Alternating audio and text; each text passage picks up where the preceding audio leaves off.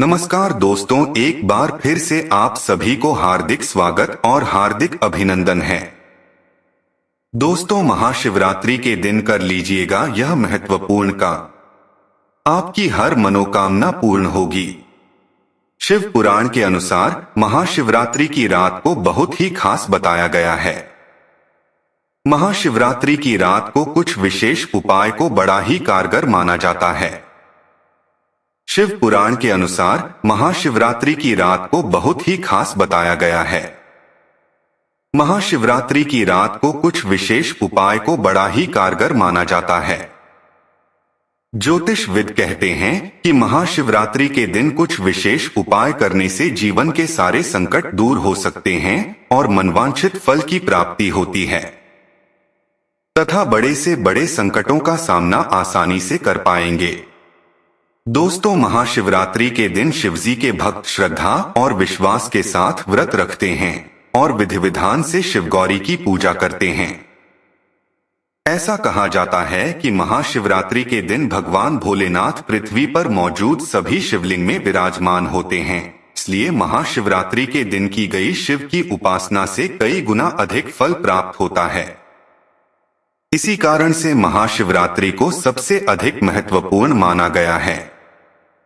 दोस्तों, हिंदू पंचांग के अनुसार हर साल फाल्गुन मास में कृष्ण पक्ष की चतुर्दशी तिथि को महाशिवरात्रि का पर्व मनाया जाता है। मान्यता है कि इस दिन शिव जी और माता पार्वती का विवाह हुआ था, इसलिए यह पर्व हर साल शिव भक्तों द्वारा धूमधाम से मनाया जाता है। महाशिवरात्रि के दिन शिवजी के भक्त श्रद्धा और विश्वास के साथ व्रत रखते हैं और विधि विधान से शिवगौरी की पूजा करते हैं। ऐसा कहा जाता है कि महाशिवरात्रि के दिन भगवान भोलेनाथ पृथ्वी पर मौजूद सभी शिवलिंग में विराजमान होते हैं, इसलिए महाशिवरात्रि के दिन की गई शिव की उपासना से कई गुना अधिक फल प्राप्त होता है। ऐसे में आइए जानते हैं साल 2024 में महाशिवरात्रि की सही तिथि, शुभ मुहूर्त, पूजा विधि तथा महाशिवरात्रि के दिन कौन सा काम नहीं करना चाहिए। लेकिन दोस्तों, इन सभी जानकारी से पहले मैं आपको भगवान शिव के अत्यंत ही महत्वपूर्ण कथा सुनाने जा रहा हूं। यह कथा बहुत पावन है, क्योंकि इस कथा के श्रवण मात्र से ही मनुष्य के सारे पाप मिट जाते हैं। क्योंकि यह कथा है ही महत्वपूर्ण, तो चलिए दोस्तों जानते हैं महाशिवरात्रि के प्राचीन कथा। पूर्व काल में चित्रभानु नामक एक शिकारी था। जानवरों की हत्या करके वह अपने परिवार को पालता था। वह एक साहूकार का कर्जदार था, लेकिन उसका ऋण समय पर न चुका सका। क्रोधित साहूकार ने शिकारी को शिवमठ में बंदी बना लिया। संयोग से उस दिन शिवरात्रि थी। शिकारी ध्यानमग्न होकर शिव संबंधी धार्मिक बातें सुनता रहा। चतुर्दशी को उसने शिवरात्रि व्रत की कथा भी सुनी। शाम होते ही साहूकार ने उसे अपने पास बुलाया और ऋण चुकाने के विषय में बात की। शिकारी अगले दिन सारा ऋण लौटा देने का वचन देकर बंधन से छूट गया। अपनी दिनचर्या की भांति वह जंगल में शिकार के लिए निकला, लेकिन दिन भर बंदी गृह में रहने के कारण भूख प्यास से व्याकुल था। शिकार खोजता हुआ वह बहुत दूर निकल गया। जब अंधकार हो गया तो उसने विचार किया कि रात जंगल में ही बितानी पड़ेगी। वह वन एक तालाब के किनारे एक बेल के पेड़ पर चढ़कर रात बीतने का इंतजार करने लगा। बिल्व वृक्ष के नीचे शिवलिंग था जो बिल्वपत्रों से ढका हुआ था। शिकारी को उसका पता न चला।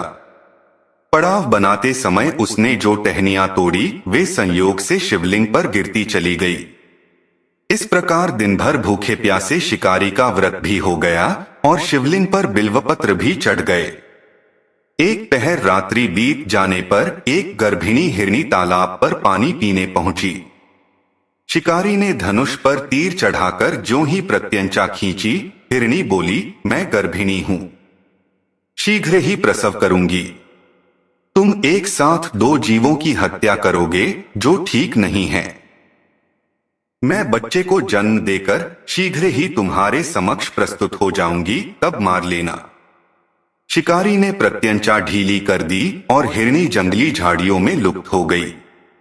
प्रत्यंचा चढ़ाने तथा ढीली करने के वक्त कुछ बिल्व पत्र अनायास ही टूटकर शिवलिंग पर गिर गए। इस प्रकार उससे अनजाने में ही प्रथम प्रहर का पूजन भी संपन्न हो गया। कुछ ही देर बाद एक और हिरनी उधर से निकली। शिकारी की प्रसन्नता का ठिकाना न रहा। समीप आने पर उसने धनुष पर बाण चढ़ाया। तब उसे देख हिरनी ने विनम्रतापूर्वक निवेदन किया, हे शिकारी, मैं थोड़ी देर पहले ऋतु से निवृत्त हुई हूं, कामातुर विरहिणी हूं, अपने प्रिय की खोज में भटक रही हूं। मैं अपने पति से मिलकर शीघ्र ही तुम्हारे पास आ जाऊंगी। शिकारी ने उसे भी जाने दिया। 2 बार शिकार को खोकर उसका माथा ठनका। वह चिंता में पड़ गया। रात्रि का आखिरी पहर बीत रहा था। इस बार भी धनुष से लगकर कुछ बेलपत्र शिवलिंग पर जा गिरे तथा दूसरे प्रहर की पूजन भी संपन्न हो गई। तभी एक अन्य हिरनी अपने बच्चों के साथ उधर से निकली। शिकारी के लिए यह स्वर्णिम अवसर था। उसने धनुष पर तीर चढ़ाने में देर नहीं लगाई। वह तीर छोड़ने ही वाला था कि हिरनी बोली, हे शिकारी, मैं इन बच्चों को इनके पिता के हवाले करके लौट आऊंगी। इस समय मुझे मत मारो। शिकारी हंसा और बोला, सामने आए शिकार को छोड़ दूं, मैं ऐसा मूर्ख नहीं। इससे पहले मैं 2 बार अपना शिकार खो चुका हूं। मेरे बच्चे भूख प्यास से व्यग्र हो रहे होंगे। उत्तर में हिरनी ने फिर कहा, जैसे तुम्हें अपने बच्चों की ममता सता रही है, ठीक वैसे ही मुझे भी। हे शिकारी, मेरा विश्वास करो, मैं इन्हें इनके पिता के पास छोड़कर तुरंत लौटने की प्रतिज्ञा करती हूं। हिरनी का दीन स्वर सुनकर शिकारी को उस पर दया आ गई। उसने उस मृगी को भी जाने दिया। शिकार के अभाव में तथा भूख प्यास से व्याकुल शिकारी अनजाने में ही बेलवृक्ष पर बैठा बेलपत्र तोड़ तोड़कर नीचे फेंकता जा रहा था। पौ फटने को हुई तो एक हृष्ट पुष्ट मृग उसी रास्ते पर आया। शिकारी ने सोच लिया कि इसका शिकार वह अवश्य करेगा। शिकारी की तनी प्रत्यंचा देखकर मृग विनीत स्वर में बोला, हे शिकारी, यदि तुमने मुझसे पूर्व आने वाली 3 मृगियों तथा छोटे छोटे बच्चों को मार डाला है तो मुझे भी मारने में विलंब न करो, ताकि मुझे उनके वियोग में एक क्षण भी दुख न सहना पड़े। मैं उन हिरनियों का पति हूं। यदि तुमने उन्हें जीवन दान दिया है तो मुझे भी कुछ क्षण का जीवन देने की कृपा करो। मैं उनसे मिलकर तुम्हारे समक्ष उपस्थित हो जाऊंगा। मृग की बात सुनते ही शिकारी के सामने पूरी रात का घटनाचक्र घूम गया। उसने सारी कथा मृग को सुना दी। तब मृग ने कहा, मेरी तीनों पत्नियां जिस प्रकार प्रतिज्ञाबद्ध होकर गई हैं, मेरी मृत्यु से अपने धर्म का पालन नहीं कर पाएंगी। आठ जैसे तुमने उन्हें विश्वासपात्र मानकर छोड़ा है, वैसे ही मुझे भी जाने दो। मैं उन सब के साथ तुम्हारे सामने शीघ्र ही उपस्थित होता हूं। शिकारी ने उसे भी जाने दिया। इस प्रकार प्रात हो आई। उपवास, रात्रि जागरण तथा शिवलिंग पर बेलपत्र चढ़ने से अनजाने में ही पर शिवरात्रि की पूजा पूर्ण हो गई। पर अनजाने में ही की हुई पूजन का परिणाम उसे तत्काल मिला। शिकारी का हिंसक हृदय निर्मल हो गया। उसमें भगवत शक्ति का वास हो गया। थोड़ी ही देर बाद वह मृग सपरिवार शिकारी के समक्ष उपस्थित हो गया ताकि वह उनका शिकार कर सके। किंतु जंगली पशुओं की ऐसी सत्यता, सात्विकता एवं सामूहिक प्रेम भावना देखकर शिकारी को बड़ी ग्लानि हुई। उसने मृग परिवार को जीवन दान दे दिया। अनजाने में शिवरात्रि के व्रत का पालन करने पर भी शिकारी को मोक्ष की प्राप्ति हुई। जब मृत्यु काल में यमदूत उसके जीव को ले जाने आए तो शिवगणों ने उन्हें वापस भेज दिया तथा शिकारी को शिवलोक ले गए। शिव जी की कृपा से ही अपने इस जन्म में राजा चित्रभानु अपने पिछले जन्म को याद रख पाए तथा महाशिवरात्रि के महत्व को जानकर उसका अगले जन्म में भी पालन कर पाए। शिकारी की कथानुसार महादेव तो अनजाने में किए गए व्रत का भी फल दे देते हैं, पर वास्तव में महादेव शिकारी की दया भाव से प्रसन्न हुए। अपने परिवार के कष्ट का ध्यान होते हुए भी शिकारी ने मृग परिवार को जाने दिया। यह करुणा ही वस्तुत उस शिकारी को उन पंडित एवं पुजारियों से उत्कृष्ट बना देती है जो कि सिर्फ रात्रि जागरण, उपवास एवं दूध, दही एवं बेलपत्र आदि द्वारा शिव को प्रसन्न कर लेना चाहते हैं। इस कथा में सबसे महत्वपूर्ण बात यह है कि इस कथा में अनजाने में हुए पूजन पर विशेष बल दिया गया है। इसका अर्थ यह नहीं है कि शिव किसी भी प्रकार से किए गए पूजन को स्वीकार कर लेते हैं अथवा भोलेनाथ जाने या अनजाने में हुए पूजन में भेद नहीं कर सकते हैं। वास्तव में वह शिकारी शिव पूजन नहीं कर रहा था। इसका अर्थ यह भी हुआ कि वह किसी तरह के किसी फल की कामना भी नहीं कर रहा था। उसने मृग परिवार को समय एवं जीवन दान दिया जो कि शिव पूजन के समान है। शिव का अर्थ ही कल्याण होता है। उन निरीह प्राणियों का कल्याण करने के कारण ही वह शिव तत्व को जान पाया तथा उसका शिव से साक्षात्कार हुआ। परोपकार करने के लिए महाशिवरात्रि का दिवस होना भी आवश्यक नहीं है।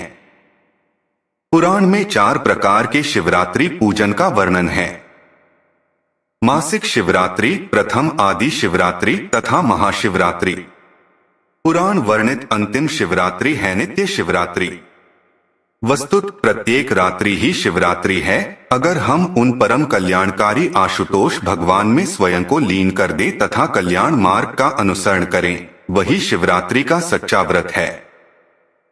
दोस्तों, अब यह व्रत इतना पावन है तो इसका कुछ नियम भी जरूर जानना चाहिए। तो चलिए जानते हैं महाशिवरात्रि के दिन कौन सा काम करना पाप माना गया है। महाशिवरात्रि के दिन शिवलिंग की पूजा करते समय ध्यान रखें कि शंख से अभिषेक ना करें। पौराणिक कथाओं के अनुसार भगवान शिव ने शंखचूर नामक राक्षस का अंत किया था, जिसकी वजह से शिवलिंग का अभिषेक शंख से नहीं किया जाता है। भगवान शिव की पूजा में शंख का रखना भी वर्जित बताया गया है तथा महाशिवरात्रि की पूजा के बाद शिवलिंग की पूरी परिक्रमा ना करें। शिवलिंग की परिक्रमा हमेशा आधी की जाती है, ऐसा लिंग पुराण और शिव पुराण में बताया गया है। बताया जाता है कि शिवलिंग की परिक्रमा में सोमूत्र का लांघा नहीं जाता है। आधी परिक्रमा को चंद्रकार परिक्रमा कहते हैं, ऐसा पुराणों में बताया गया है। यह थी वो काम जो महाशिवरात्रि के दिन नहीं करना चाहिए। अब मैं आपको यह बताता हूं कि महाशिवरात्रि के दिन कौन सा कार्य करना शुभ होता है, जिसे करने पर मनुष्य के सभी पाप नष्ट हो जाते हैं तथा उनका परिवार सदैव खुशहाल जीवन जीते हैं। सबसे पहली उपाय महाशिवरात्रि की शाम को अपने घर में एक छोटे से पारद शिवलिंग की स्थापना करें। यह शिवलिंग आपके अंगूठे के पहले पोर से ज्यादा बड़ा नहीं होना चाहिए। इसे स्थापित करने के बाद आप उसको हर पहर में विधिवत पूजा करें। इस उपाय से घर में सुख समृद्धि और खुशहाली आती है। दूसरी उपाय, महाशिवरात्रि पर संध्या काल के पूजा के बाद किसी जरूरतमंद सुहागिन स्त्रियों को सुहाग की वस्तुएं दान करनी चाहिए। इस उपाय को करने से सौभाग्य और पति की दीर्घायु होने वरदान प्राप्त होता है। इस उपाय को गुप्त रखें और किसी को ना बताएं। तो दोस्तों, ये थी महाशिवरात्रि से जुड़े महत्वपूर्ण जानकारी। आपको यह जानकारी कैसी लगी? कमेंट में हर हर महादेव लिखकर जरूर बताएं तथा इसी प्रकार के आध्यात्मिक जानकारी से जुड़े महत्वपूर्ण वीडियो के लिए चैनल को सब्सक्राइब करें। आप सभी का धन्यवाद।